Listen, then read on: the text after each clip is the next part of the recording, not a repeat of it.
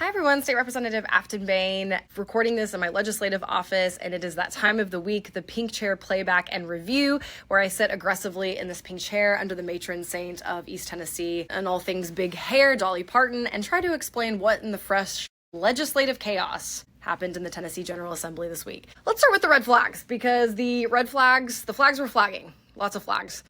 First, a bill that would slap a $5 million penalty on anyone who mails and delivers abortion medication if it results in the death of an unborn child.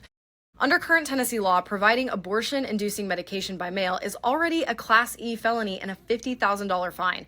But this bill goes further and says that if you're the defendant and the pregnancy ends, you owe $5 million in compensatory damages for wrongful death. You all know it's the same sponsor who also wants to repeal gay marriage in Tennessee by alleging that the 14th Amendment does not apply to states. That is the case where the U.S. Supreme Court ruled that same-sex couples have a fundamental right to marry, which is under the 14th Amendment. And this bill goes even further by claiming that private citizens and organizations in Tennessee are not bound by this ruling. Sirs, that is not how the Constitution works. You don't get to say, I personally opt out of federal constitutional law. He should know that. He's an attorney. And remember, they are focused on scapegoating our communities because they don't have an agenda that delivers for working families, which is why this wrath is so aggressive. There was a major report this week presented by the Tennessee Advisory Commission on Intergovernmental Relations, which is our cross-disciplinary commission that researches the solutions to address the pressing needs of our state. And the numbers were not great. Narrator's voice. The numbers were actually terrible. Tennessee's infrastructure backlog is now $82.7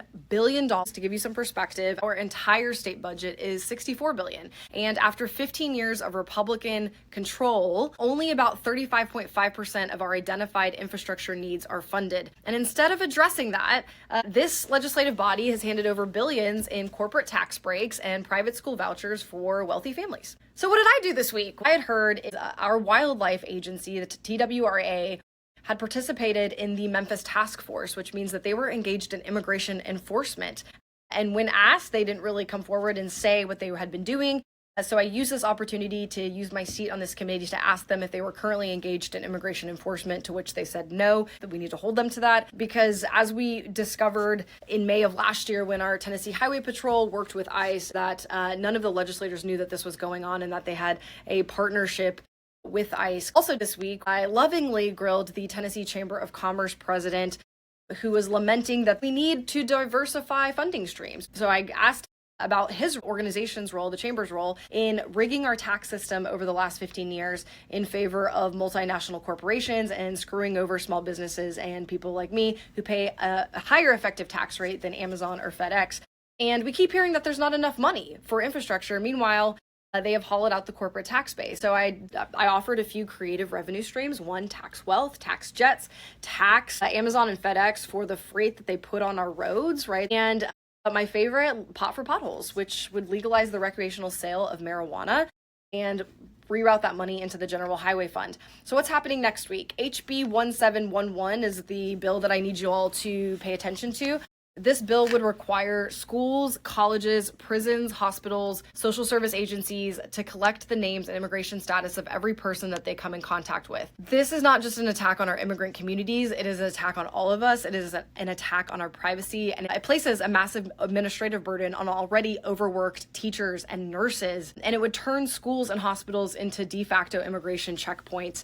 Guys, if you are horrified at what's happening in Minnesota, please turn your attention to the Tennessee legislature, because this is where Stephen Miller is on calls with Republican leadership signing off on these bills. HB 1711 will be heard in the Departments and Agencies Subcommittee on Tuesday at 10:30. We are in a moment of massive overreach, but I also hope we are in a moment where people are paying attention. And you all have to show up. You have to get loud. The horrors persist, as I always say, but so do we. I will see you here next week. Same pink chair, same recap of the Tennessee legislative gaslighting, and the same dogged persistence that keeps me coming back to my legislative office and under Dolly Parton. Thanks so much.